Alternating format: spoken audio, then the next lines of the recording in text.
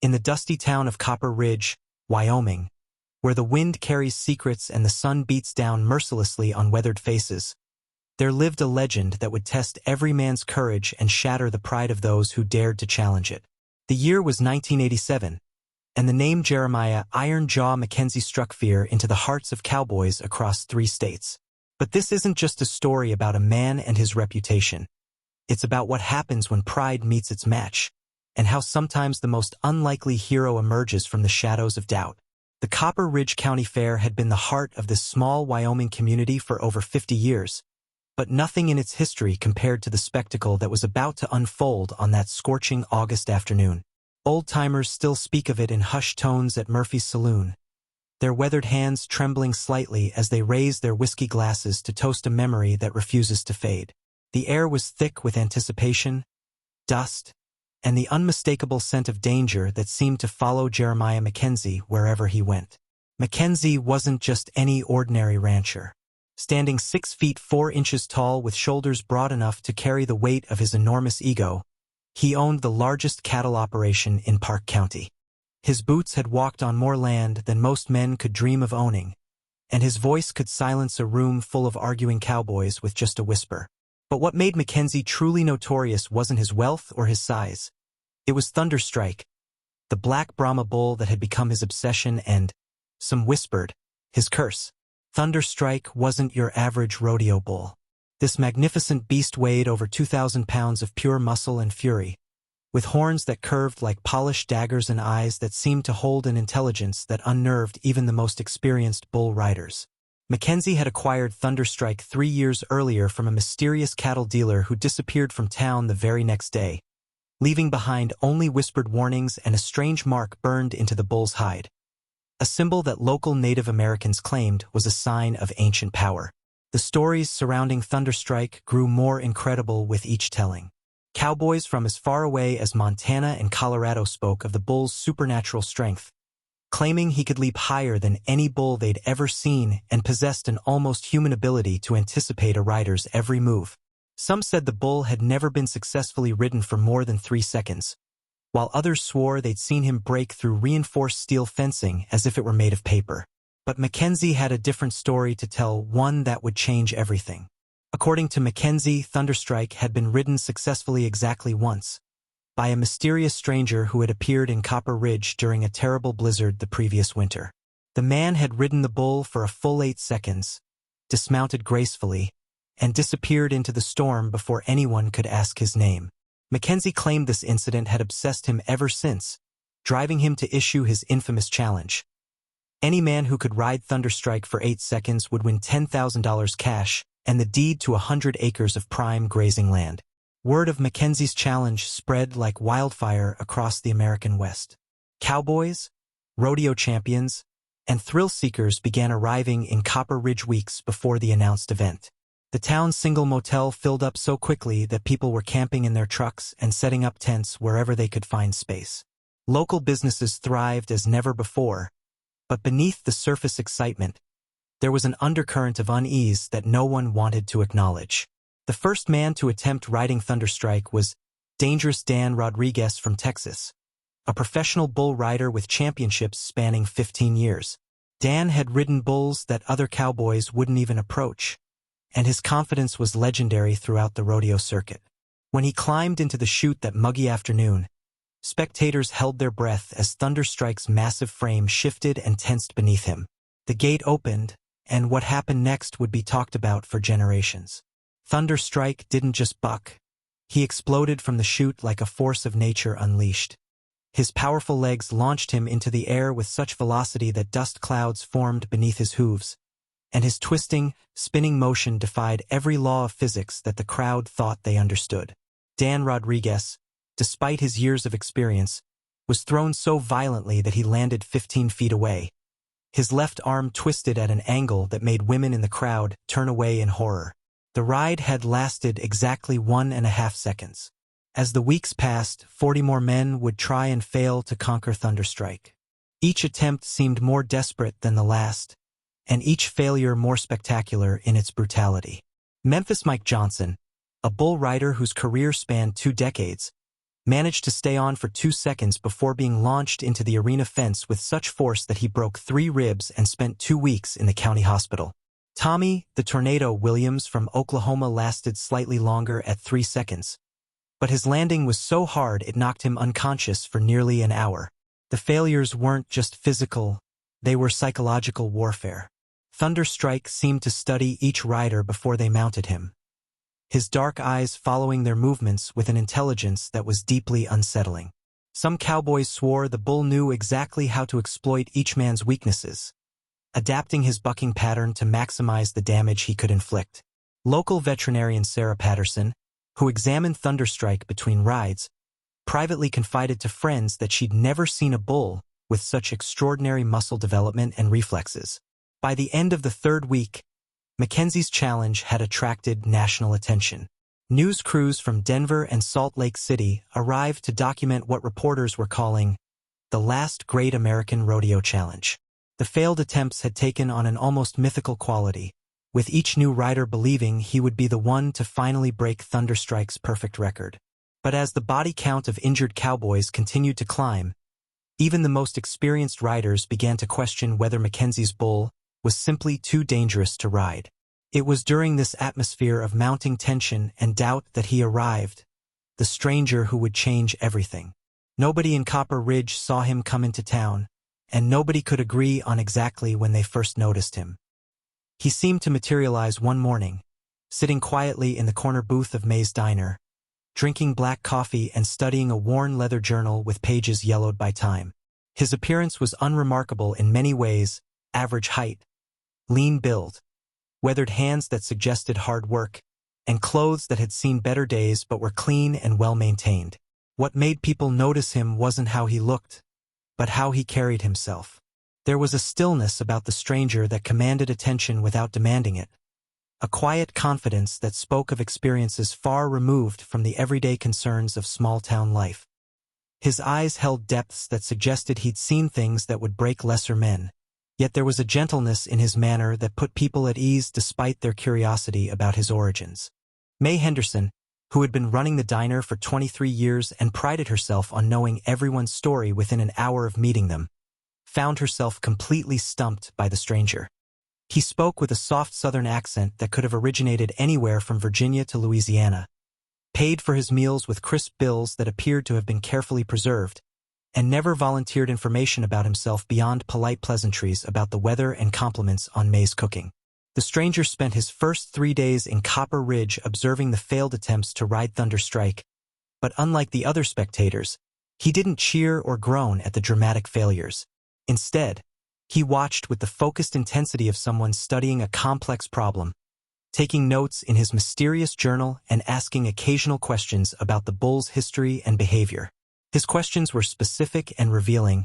He wanted to know about Thunderstrike's diet, his sleeping patterns, how he reacted to different weather conditions, and whether anyone had noticed changes in his behavior since Mackenzie had acquired him. What the stranger discovered through his careful investigation would have shocked the crowd if they had known. Thunderstrike's previous owner hadn't been just any cattle dealer. He was Marcus Whisperer Crow Feather, a man of mixed Cherokee and Scottish heritage who was renowned throughout the Southwest for his almost supernatural ability to train and communicate with difficult animals. Crow Feather had developed unique methods that combined traditional Native American animal wisdom with modern training techniques, creating relationships with animals that bordered on the mystical. But Crow Feather had sold Thunderstrike for reasons that had nothing to do with money. According to tribal elders the stranger tracked down during his investigation, Crow Feather believed that Thunderstrike possessed what the Cherokee called thunder spirit, a rare condition where an animal becomes a conduit for natural forces beyond human understanding. Animals with thunder spirit were considered sacred and extremely dangerous, requiring special rituals and respect to handle safely. Crow Feather had sold Thunderstrike because he feared the bull's power was growing beyond his ability to contain it. The revelation about Thunderstrike's true nature explained many things that had puzzled observers. The bull's extraordinary strength and agility weren't just genetic gifts. They were manifestations of spiritual energy that most people couldn't comprehend. His ability to anticipate riders' movements wasn't just animal instinct. It was a deeper connection to the rhythms and intentions of those who challenged him. Most importantly, Thunderstrike's seemingly invincible nature wasn't arrogance or meanness. It was the natural response of a creature protecting something sacred that humans had forgotten how to respect. Armed with this knowledge, the stranger began to prepare for his attempt to ride Thunderstrike. But his preparation was unlike anything anyone in Copper Ridge had ever witnessed. Instead of practicing on mechanical bulls or studying videos of professional riders, he spent hours sitting near Thunderstrike's pen, not speaking or moving, simply being present with the animal. At first, people thought he was crazy, but gradually they began to notice that Thunderstrike's behavior changed when the stranger was nearby. The bull became calmer, less aggressive toward the ranch hands who fed him, and more willing to approach the fence where the stranger sat. Other animals on Mackenzie's ranch seemed drawn to the stranger as well. Horses would gather near wherever he was sitting, and even the ranch's notoriously unfriendly barn cats would approach him without fear. It was as if the stranger possessed some quality that animals recognized and trusted, something that the failed riders had been missing entirely. Mackenzie, who had initially been amused by the stranger's unconventional preparation methods, began to grow nervous as he watched the developing relationship between the man and his prize bull. For 3 years, Thunderstrike had been Mackenzie's ultimate symbol of power and control, the one thing in his life that couldn't be bought, sold, or conquered by ordinary means. The possibility that this quiet stranger might succeed where 40 experienced cowboys had failed threatened the very foundation of Mackenzie's identity and reputation. As word spread about the stranger's unique approach to Thunderstrike, the atmosphere in Copper Ridge began to shift. The carnival-like excitement of the early challenges gave way to something deeper and more serious. People began to sense that they were about to witness something that transcended ordinary rodeo competition, a confrontation between different ways of understanding the relationship between humans and the natural world. The stranger represented an ancient wisdom that modern cowboys had forgotten, while Mackenzie embodied the contemporary belief that everything, including nature itself, could be dominated through force and determination. The day of the stranger's attempt dawned clear and hot, with a stillness in the air that seemed to amplify every sound and movement.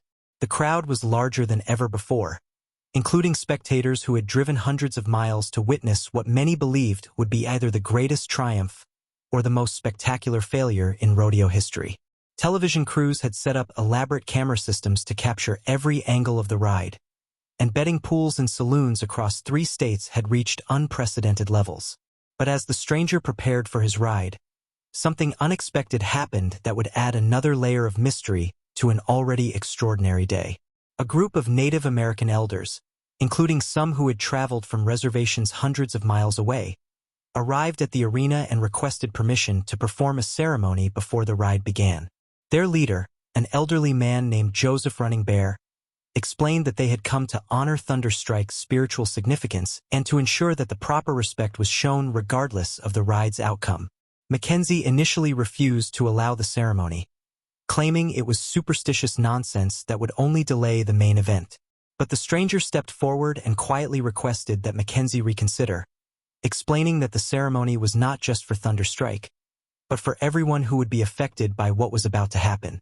There was something in the stranger's tone and manner that made Mackenzie's refusal seem petty and disrespectful, and under pressure from the crowd and media representatives, he grudgingly agreed to allow the ceremony to proceed. What followed was unlike anything most of the spectators had ever witnessed. The elders formed a circle around Thunderstrike's pen and began a ritual that combined chanting, drumming, and the burning of sacred herbs. The ceremony wasn't theatrical or dramatic. It was deeply solemn and respectful, acknowledging Thunderstrike as a being worthy of honor rather than simply an obstacle to be conquered. As the ritual progressed, the bull's behavior changed dramatically. His usual restless pacing stopped, and he stood perfectly still in the center of his pen, as if he were listening to something only he could hear. The transformation wasn't limited to Thunderstrike. The entire crowd fell silent as the ceremony continued, and even the most skeptical spectators found themselves moved by the elders' obvious sincerity and the profound respect they showed for the animal that had injured so many men. When the ceremony concluded, Joseph Running Bear approached the stranger and spoke to him in a language that none of the other spectators understood. The stranger nodded solemnly and responded in what sounded like the same language, though his accent suggested he wasn't a native speaker. As the stranger finally prepared to mount Thunderstrike, the atmosphere had changed completely from the carnival excitement of previous attempts. This felt like a sacred moment, a test of something far more significant than one man's ability to stay on a bucking bull for 8 seconds. The stranger's preparation was minimal by conventional standards. He wore no protective gear beyond a simple leather glove, used no special equipment, and didn't engage in the psychological preparation rituals that most bull riders employed to psych themselves up for the challenge. Instead, he approached Thunderstrike's pen with the same quiet confidence he had displayed throughout his stay in Copper Ridge. The bull, who had been aggressive and unpredictable with every previous rider, stood calmly as the stranger entered the pen. There was no struggle to get the rope positioned, no violent thrashing as the stranger settled into position on Thunderstrike's back. The bull seemed to be waiting, as if he understood that this ride would be different from all the others. When the gate opened, Thunderstrike didn't explode from the chute with his usual fury. Instead, he stepped out deliberately, almost ceremonially, and began what could only be described as the most beautiful and terrifying display of power anyone had ever witnessed. His bucking wasn't the wild, chaotic violence he had shown previous riders. It was controlled, rhythmic, almost like a dance between two beings who understood each other's intentions and capabilities. The stranger moved with Thunderstrike rather than fighting against him, anticipating each buck and spin with an ease that seemed to defy everything the crowd knew about bull riding. His body flowed with the bull's movements as if they were partners rather than adversaries, creating a harmony that was both breathtaking and impossible to fully comprehend. The 8-second buzzer sounded, but neither the stranger nor Thunderstrike seemed to hear it. They continued their incredible dance for what felt like an eternity, though spectators later disagreed about whether it lasted 30 seconds or several minutes. When the ride finally ended, Thunderstrike came to a gradual stop in the center of the arena, breathing heavily but showing no signs of the exhaustion that usually followed his bucking sessions. The stranger dismounted slowly, then did something that stunned everyone watching. He placed his hand on Thunderstrike's forehead and spoke to him in the same language Joseph, Running Bear, had used during the ceremony. Thunderstrike stood perfectly still for this interaction, then turned and walked calmly back toward his pen as if nothing extraordinary had happened. The crowd's reaction was unlike anything anyone had experienced at a rodeo event. There was no cheering or applause, just a profound silence as thousands of people tried to process what they had witnessed. It wasn't just that the stranger had successfully ridden Thunderstrike. It was the manner in which he had done it, transforming what had been a violent confrontation into something that resembled a spiritual communion between human and animal. Mackenzie, who should have been congratulating the winner and preparing to pay out the promised reward, stood frozen in place, his face pale and his hands shaking. The successful ride had shattered his carefully constructed image of Thunderstrike as an unconquerable force, but more importantly, it had revealed the hollowness of his entire approach to the challenge. While he had been focused on dominance and control, the stranger had achieved something far more profound through understanding and respect. But the story's most shocking revelation was yet to come. As Mackenzie finally approached the stranger to acknowledge his victory, Joseph Running Bear stepped forward and made an announcement that would change everything anyone thought they knew about what had just happened. The stranger, he explained, was not actually a stranger at all. His name was Thomas Crowfeather, and he was the son of Marcus Whisperer Crowfeather, the man who had originally owned and trained Thunderstrike. Thomas had been searching for Thunderstrike for 3 years, ever since his father's sudden death had left him with the responsibility of caring for animals that possessed Thunder Spirit. His father had told him about selling a special bull to a rancher in Wyoming, but had died before revealing the location or the buyer's name. Thomas had spent those 3 years traveling throughout the West, following rumors and investigating reports of extraordinary bulls, driven by his promise to his dying father that he would ensure Thunderstrike was treated with the respect such a sacred animal deserved. The revelation explained everything that had puzzled people about Thomas during his time in Copper Ridge. His careful observation of Thunderstrike hadn't been the analysis of a would-be rider, it had been the assessment of someone checking on the welfare of an animal he considered family. His ability to calm and communicate with Thunderstrike wasn't supernatural. It was the result of a relationship that began when the bull was just a calf, combined with training in ancient techniques for working with spiritually significant animals. Most shocking of all was Thomas's announcement that he hadn't come to Copper Ridge to win Mackenzie's challenge or claim the monetary prize. He had come to take Thunderstrike home. Under the original sales agreement his father had made with the mysterious cattle dealer, ownership of Thunderstrike was supposed to revert to the Crowfeather family if the buyer ever used the bull in a way that endangered his spiritual well-being. Mackenzie's rodeo challenge, which had resulted in Thunderstrike being forced to injure dozens of men, clearly violated this provision. Mackenzie's response to this revelation was explosive. He accused Thomas of fraud, claiming that no such agreement existed and threatening to have him arrested for theft if he tried to remove Thunderstrike from the ranch. But Thomas calmly produced a set of legal documents that his father had prepared, including a contract written in both English and Cherokee, photographs of Thunderstrike as a young calf, and testimony from tribal elders who had witnessed the original agreement. The papers had been prepared by a lawyer in Santa Fe who specialized in Native American legal issues, and they clearly established Thomas's right to reclaim Thunderstrike under the circumstances. The crowd, which had been silent during the revelations about Thomas's identity, began to murmur as they realized they were witnessing something far more complex than a simple rodeo challenge. This was a confrontation between two completely different worldviews. Mackenzie's belief that ownership gave him the right to use Thunderstrike however he chose, and Thomas's conviction that some things transcended conventional concepts of property and ownership. The legal documents suggested that Thomas's position might be legally sound, but Mackenzie had spent too much money and staked too much of his reputation on Thunderstrike to give up without a fight. The situation became even more complicated when Sheriff Bill Morrison arrived to investigate Mackenzie's accusations of fraud and theft. Morrison, a practical man who had been keeping the peace in Park County for 15 years, found himself dealing with legal concepts he had never encountered before. The documents Thomas presented appeared to be legitimate, but they referenced agreements and traditions that fell outside Morrison's experience with conventional property law. He was forced to make a decision that would satisfy the crowd, protect both men's rights, and avoid the kind of violence that seemed to be building as Mackenzie's supporters began to gather around him. Morrison's solution was to impound Thunderstrike temporarily, while lawyers could examine the competing claims and determine who had the legal right to the bull. This decision satisfied no one. Mackenzie was furious at losing control of his prize animal. Thomas was concerned about Thunderstrike's welfare while in government custody, and the crowd felt cheated out of a resolution to the dramatic story they had witnessed. But it prevented an immediate confrontation that could have turned violent, and it gave everyone time to consider the implications of what had been revealed. Over the following days, the story of Thomas Crowfeather and Thunderstrike spread far beyond Copper Ridge, capturing national attention as a symbol of the ongoing tension between traditional and modern values in the American West.